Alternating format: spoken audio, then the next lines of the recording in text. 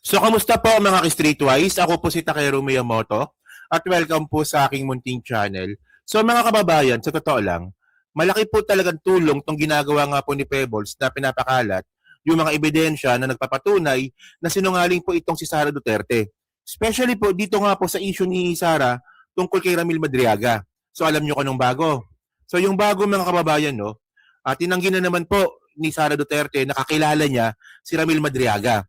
So yung picture daw po na kumakalat nung inauguration niya bilang vice presidente, lahat naman daw po ng tao na gusto magpa-picture sa kanya, pinapaunlakan niya. So marami daw nagpapa-picture sa kanya. So ganoon ibig sabihin nun. And then 4,000 daw po na tao yung pumunta nung inauguration niya. So wala daw pong bearing, no, yung picture po na kumakalat ngayon. Pero mga kababayan, naglabas po si Pebbles kunanan ng ebidensya na merong text message, no, itong si Sara na invitation kay Ramil Madriaga. So explain natin yan para maganda, no? So actually, ito yung sinasabi natin, no? Ito galing tong GMA News Online. So ito nabalita to yung 2022. So halos 4,000 safety and security personnel magbabantay sa inauguration ni VP-elect Sara Duterte sa linggo. So June 17 yan, ha? So ibig sabihin nito, mga kababayan, kung sinasabi nga po ni Sara Duterte na 4,000 na tao yung pumunta nung inauguration niya sa Davao, plus 4,000 personnel, security personnel, so mga 8,000 pumunta nun. So marami talaga, no? So ito ngayon, ito yung sinasabi nating picture na kumakalat. So ito yung picture mga kababayan na kumakalat ngayon na sinasabi nga ni Sara na wala daw po itong bearing kasi nga, nangyari daw ito nung inauguration. At 4,000 daw po yung tao pumunta dito. So wala daw itong bearing. So, mga kababayan, ito sinasabi ko eh. Okay. Oo, totoo. Na kapag may inauguration po talaga, maraming tao pumupunta. Sa labas. Pero meron pong sa loob. At yung sa loob po, ito po yung parang tinuturing VIP. Hindi ka mabibigyan ng isang VIP invitation kung hindi ka kilala personal ng vice presidente or na presidente. Di ba? Ayun ang problema kay Sara, eh. Tanga-tanga din. So ito mga kababayan, no? Ito yung video sinasabi ko sa inyo tinatanggi ni Sara, eh. Ito, sige. Panoorin nyo to. Sabi ni Secretary Secretary na Sita Carabosa facility to visit RD Tagat and not Madriaga. Bahala sila kung anong gusto nilang sabihin. Basta ako, ang sinabi ko, hindi ko kilala si Ramil Madriaga. May mga picture kayo, Bibi. Kumakalat. O tayo din, may picture din tayo. May picture ako sa at least siguro 1 milyong Filipino. At yung mga event na yon, tulad ng inauguration ko, siguro mga nasa 4,000 tao ang may individual pictures sa akin. At sa mga Zoom meetings ng parallel groups, more than 300 participants ang isang Zoom meeting. Propaganda lang ito, Bibi, sa'yo, against sa'yo. Nag-release na naman kami ng statements eh. Kung lahat akusasyon lang, walang ebidensya, ibig sabihin, paninira lang yan. So ngayon, no, kung akusasyon lang daw po ito lang ebidensya, paninira lang daw. Para sa? Paninira yan, connected pa rin yan sa 2028 presidential elections. Ayun. So, sabihin kasi talaga, no, talaga nagpapahiwatig na talaga tatakbong presidente yan si Sara. So ngayon, sinabi nga ni Sara, no, kung wala daw ebidensya, kasiraan lang daw po ito. So paano naman po yung yung video na tinatawag mong pangalan ni Ramil? 'Di ba? Sabi niya, Ram. Tapos binigay mo yung bandila ng Pilipinas. Oh, kakilala mo eh. O bakit yun hindi mo binabanggit? Napaka-selective ng answer ni Sara Duterte, parang bata talaga to. So ngayon ito Ito ngayon yung video ni Pebbles. Na dito pinakita niya yung text message nga po na ni Sara Duterte kay Ramil Madriaga na ini-invite daw po siya doon sa inauguration na nangyari. Oo. Okay, sige. Panoorin natin to, Natin uli si Sara Duterte. Kasi ang sabi niya, hindi niya raw kilala si Ramil Madriaga na naman. At nung inauguration niya, 4,000 daw yung taong nanood. Oo, 4,000. Pero yung invited talaga sa dinner mo is parang nasa 150 lang. Yung merong mga invitations. 'Di ba?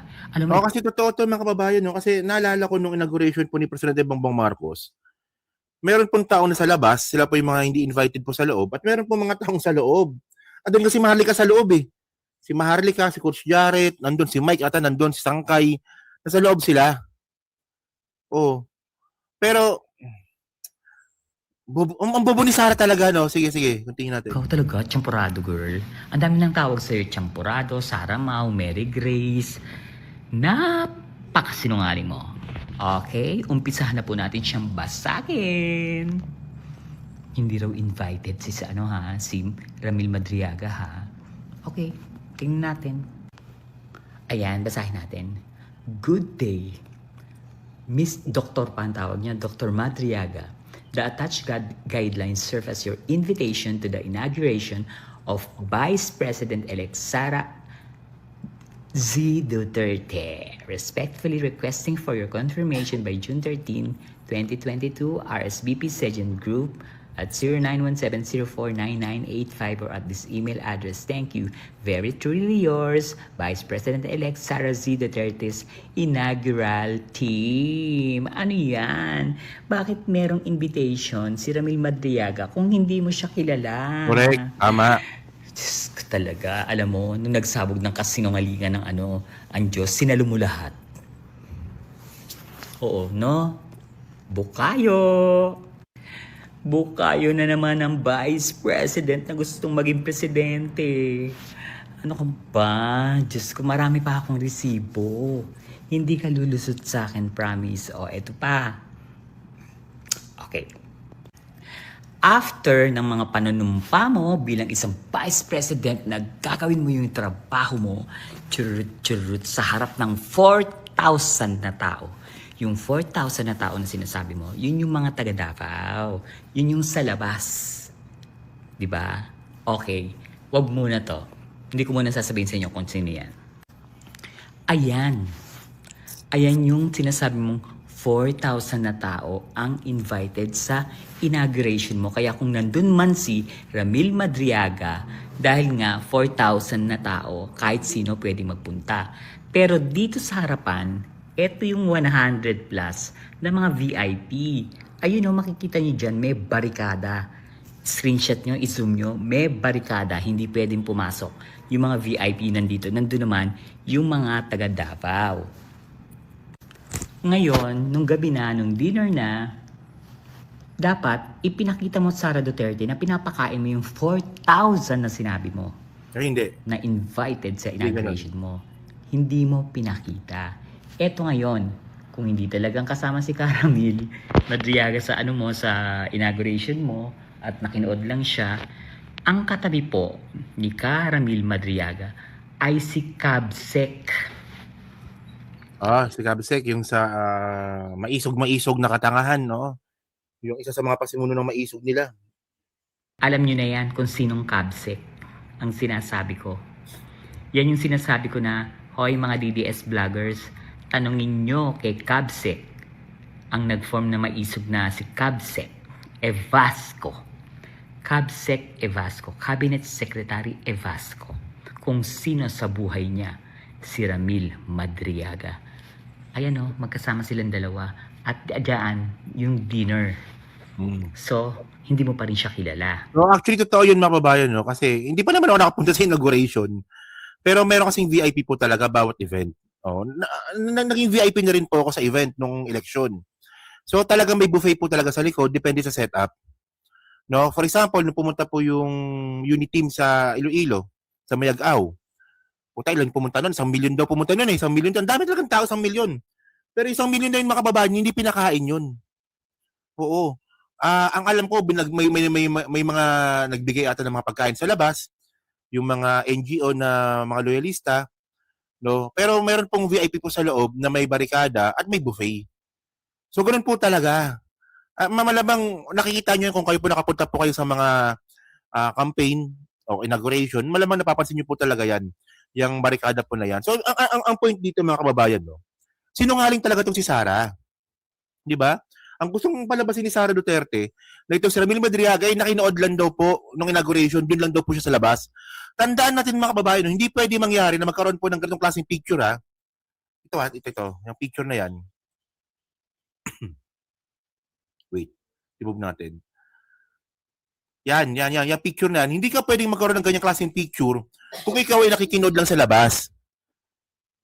Oo. Kasi naalala ko nung nag-VIP din po kasi sa isang event, lahat ng politiko may picture ako Oh, pero hindi ko na ulitin yun. Kasi bago pa ako sa politika noon, pero ngayon hindi ko na ulitin yun. Hindi na ako magpapapicture sa politiko na hindi ko gusto. So yan.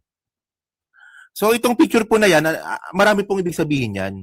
Yan po, nangyari nung inauguration. Si Ramil Madriaga po ay mayroong invitation at nakapagpapicture siya doon bilang VIP.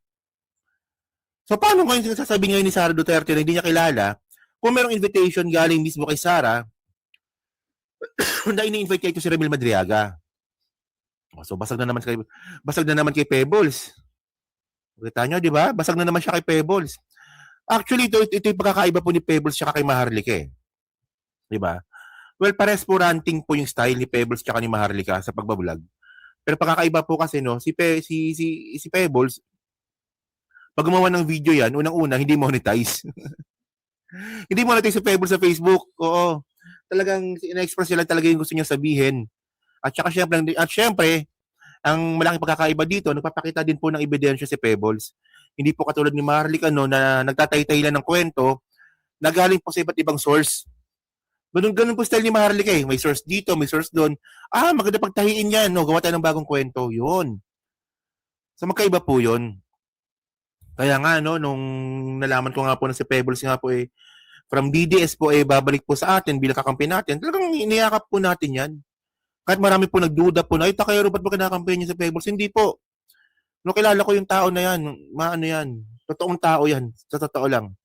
Nang bira man lang kami makita o mag-usap, pero alam kong totoong tao yan si Pebbles. Pero by the way, mga kababayan, kayo nga po, nung masabi nyo nga po dito, sa bagong ebidensya nga po na nilabas nga po ni Pebbles, regarding nga po dito sa bagong pagsisinungaling na naman po ni Sara Duterte na hindi niya raw po kilala. At ang tanong ngayon natin dito, bakit niya kasi tinatanggi nakakilala niya?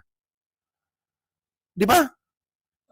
Kahit, Diyos ko naman, boba talaga. Sinungaling, no? So, yun mga kababayan. So, kayo po, no? So, ano nga sabi nyo nga po dito? So, pa-comment lang po sa baba. Binabasa ko po lahat yan. At syempre, yan po Steam Replay. So, pa-like, pa-subscribe. Di makalabisan, pa-share na rin po ng video po na to. Yun. So, thank you mga kababayan. Kita na lang ulit tayo sa susunod na content. So, thank you. Salamat and bye-bye.